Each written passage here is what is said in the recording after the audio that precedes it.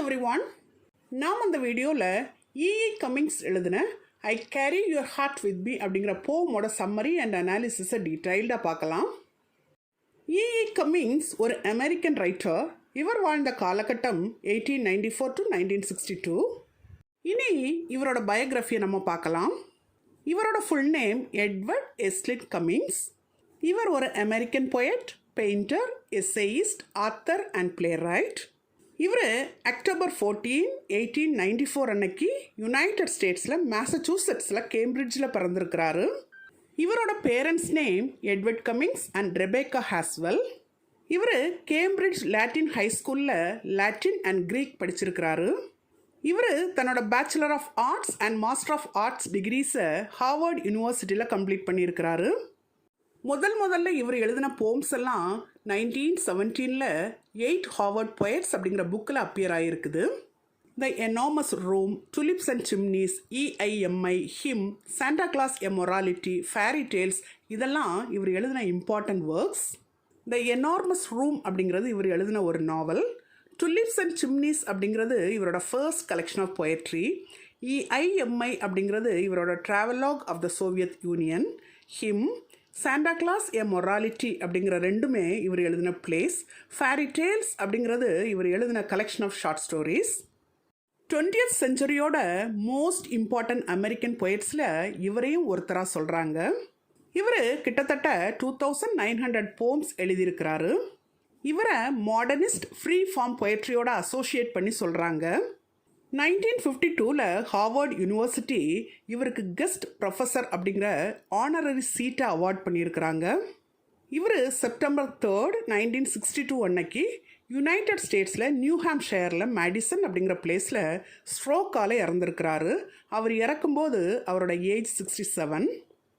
இனி இவர் எழுதின I carry your heart with me அப்படிங்கிற போம் பற்றி ஒரு சின்ன இன்ட்ரொடக்ஷன் பார்க்கலாம். இந்த போமை இவர் 1962 பப்ளிஷ் பண்ணியிருக்கிறாரு. இது இவர் எழுதின பெஸ்ட் நோன் லவ் போம்ஸில் ஒன்று. இந்த போமில் ஒரு அன்ஐடென்டிஃபைட் லவ்வரோட இந்த போமோட ஸ்பீக்கருக்கு இருக்கக்கூடிய இன்டென்ஸ் கனெக்ஷனை பற்றி சொல்லியிருக்குது. இந்த போமை ஸ்பீக்கர் அவரோட லவ்வருக்காக எழுதியிருக்கிறாரு. அது மட்டும் இல்லாமல் அவரோட லைஃப்பில் எல்லாமே அவங்களோட ரொமான்ஸால் நிரம்பி இருக்குன்னு சொல்லியிருக்கிறாரு இந்த போமில். இனி இந்த போமோட வரிகளை நம்ம பார்க்கலாம். ஐ carry your heart with me, I carry it in my heart, ஐ ஆம் never without it, anywhere I go you go my dear, and what ever is done by only me is your doing my darling. I fear no fat, for you are my fate, my sweet. I want no world, for beautiful you are my world, my true. And it is your whatever a moon has always meant, and whatever a sun will always sing is you. Here is the deepest secret nobody knows. Here is the root of the root, and the bud of the bud, and the sky of a tree called life, which grows higher than soul can hope or mind can hide, and this is the wonder that is keeping the stars apart. I carry your heart, I carry it in my heart. இதோட இந்த போமோட lines முடியுது. இனி இந்த போமோட சம்மரியை நம்ம பார்க்கலாம். இந்த போமோட speaker இந்த போம் முழுக்க அவருக்கும் அவரோட லவ்வருக்கும் இடையில இருக்கக்கூடிய க்ளோஸ் கனெக்ஷனை பற்றி சொல்லியிருக்கிறாரு. எந்த இடத்துலையும் அவர் தன்னோட லவ்வர் யார் அப்படிங்கிறத பற்றி குறிப்பிடலை. அதனால் அவரோட லவ்வர் ஒரு அன்ஐடென்டிஃபைட் பர்சன் அப்படின்னு சொல்லியிருக்கு. அவர் தன்னோட ஹார்ட்டுக்குள்ளே தன்னோட லவ்வரோட ஹார்ட் இருக்கிறதா சொல்கிறாரு. ஸ்பீக்கர் எங்கே போனாலும் அவங்களோட லவ் எப்போவுமே இவரோடையே இருக்குமா. இவரோட லவ்வர் எப்போவுமே நிரந்தரமாக இவரோட ஹார்ட்டுக்குள்ளே இருக்கிறதுனால இவர் செய்யக்கூடிய ஒவ்வொரு காரியமும் இவரோட லவ்வரோட தொடர்புடையதாகவே இருக்குமா.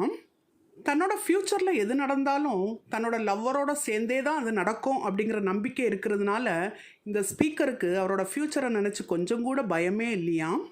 தன்னோட லவ்வரோட தனக்கு இருக்கக்கூடிய ரிலேஷன்ஷிப் இவருக்கு ஒரு பர்ஃபெக்ட் எக்ஸிஸ்டன்ஸை கொடுக்குற மாதிரியான ஒரு ஃபீலிங்கை கொடுக்கறதுனால இந்த ஸ்பீக்கர் வேறு எந்த விதமான லைஃபுக்கும் ஆசைப்படலையா. இவரோட லவ்வரோட ஹார்ட் எப்போவுமே இவரோட ஹார்ட்டுக்குள்ளேயே இருக்கிறதுனால இவர் எப்போவுமே இவரோட லவ்வரோட ப்ரெசன்ஸை ஃபீல் பண்ணிக்கிட்டே இருக்கிறாராம். அதனால் அவருக்கு ஈஸியாக மூனை பற்றி அண்டர்ஸ்டாண்ட் பண்ணிக்க முடியுதாம். சன் மூலம் கிடைக்கக்கூடிய ஃபீலிங் ஆஃப் ஜாய்க்கும் இந்த ஸ்பீக்கரோட ரிலேஷன்ஷிப் வித் லவ்வருக்கும் இடையில ஒரு கனெக்ஷன் இருக்கிறது மாதிரி இப்போ இவர் ஃபீல் பண்ணுறாராம். ஸ்பீக்கர் தனக்கும் தன்னோட லவ்வருக்கும் இடையில ஒரு கிராண்ட் ஃபீலிங் ஆஃப் கனெக்ஷன் இருக்கிறது மாதிரி ஃபீல் பண்ணுறாராம். அந்த ஃபீலிங் ஆனது இவரை தவிர வேற யாருக்கும் புரியவும் செய்யாதான், தெரியவும் செய்யாதான். இவங்களோட லவ்வானது ஃபண்டமெண்டல் அண்ட் பியூர் அப்படின்னு சொல்கிறாரு. அது நேச்சுரல் வேர்ல்டில் ஒரு ட்ரீயானது எப்படி வளர்ந்து எக்ஸ்பேண்ட் ஆகுதோ அதை போன்றதுன்னு சொல்கிறாரு. இவங்க லவ்வானது ஹியூமன் அண்டர்ஸ்டாண்டிங்கையும் தாண்டின ரொம்பவும் டாலான மேக்னிஃபிஷியன்ட் ட்ரீ போன்றது அப்படிங்கிறாரு.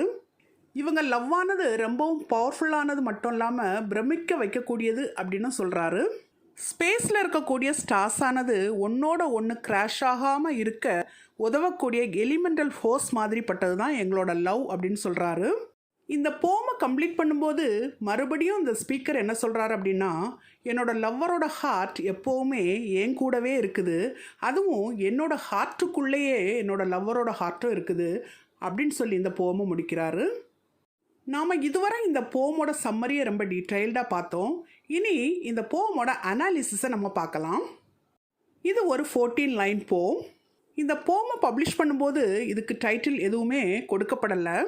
அதுக்கு அப்புறமா இந்த போமோட ஃபஸ்ட் லைனை வச்சு தான் இந்த போமுக்கு டைட்டில் கொடுத்துருக்காங்க. இந்த போம் லவ்வோட பியூட்டியை ரொம்ப அருமையாக சொல்லியிருக்குது. அது மட்டும் இல்லாமல் லவ்வானது ஒரு பவர்ஃபுல் திங் அப்படின்னு சொல்லியிருக்குது. ஒரு மனிதனோட லைஃப் முழுக்க ஒரு சென்ஸ் ஆஃப் பியூட்டிஃபுல் ஹார்மோனியை கொடுக்கக்கூடிய சக்தி வாய்ந்த ஒரு பவர்ஃபுல் திங் தான் இந்த லவ் அப்படின்னு சொல்லி இந்த போம் லவ்வோட பெருமையை எடுத்து சொல்லுது. இந்த ஸ்பீக்கரை பொறுத்த மட்டும் நேச்சுரல் எலிமெண்ட்ஸான சன், மூன் இதெல்லாம் இதுவரை அவருக்கு எவ்ரிடே லைஃபோட மீனிங்லெஸ் பார்ட்ஸாக தெரிஞ்சிச்சான். இவர் தன்னோட லவ்வரை லவ் பண்ண ஆரம்பித்ததுக்கு அப்புறம் தான் இதுக்கெல்லாம் மீனிங் இருக்குது அப்படின்னு சொல்லி புரிஞ்சுக்கிட்டாராம். இந்த ஸ்பீக்கருக்கு லவ் அப்படிங்கிற ஒன்று வந்ததுக்கு அப்புறமா தான் இந்த யூனிவர்ஸில் இருக்கக்கூடிய எல்லாத்தோடையும் தனக்கு தொடர்பு இருக்குது அப்படிங்கிறத புரிஞ்சுக்கிட்டாராம். இந்த போமோட மேஜர் தீம்ஸ் என்னெல்லாம் அப்படின்னா லவ் அண்ட் கனெக்ஷன். இந்த போமில் போயட் ஒரு காதலனுக்கு தன்னோட காதலி மேலே இருக்கக்கூடிய ஆன்மாவை தாண்டிய ஆழமான அன்பை பற்றி சொல்லியிருக்கிறாரு. இந்த போமோட டோன் என்ன அப்படின்னா ப்ரொஃபவுண்ட்லி டிவோஷனல், அதாவது ஆழ்ந்த பக்தி. இதில் ஸ்பீக்கர் தன்னோட லவ்வரை டைரக்டாக அட்ரஸ் பண்ணியிருக்கிறாரு. அவங்களோட லவ் அண்ட் டிவோஷனை இது மூலம் வெளிப்படுத்தி இருக்கிறாரு. இந்த போமோட லைன் த டீப்பஸ்ட் சீக்ரெட் நோபடி நோஸ் நமக்கு என்ன சொல்லுது அப்படின்னா, நாம் நம்மளோட அன்புக்குரியவர்களை இழக்கக்கூடிய சூழ்நிலை வந்தாலும் நாம் அவங்கள நம்மளோட ஹார்ட்டில் வச்சு சுமக்க முடியும் அப்படின்னு சொல்லுது. இந்த போம் இந்த ஸ்பீக்கரோட ஏர்னஸ்ட் லவ்விங் டிவோஷன், அதாவது இவரோட தீவிரமான லவ்வை நமக்கு எக்ஸ்ப்ரெஸ் பண்ணுது. நாம் இதுவரை இந்த வீடியோவில் இஇ கம்மிங்ஸ் எழுதின I carry your heart with me அப்படிங்கிற போமோட சம்மரி அண்ட் அனாலிசிஸை ரொம்பவும் டீட்டெயில்டாக பார்த்தோம். Thank you for listening. For more videos on English language and literature, subscribe and watch our YouTube channel English Langlit Waves.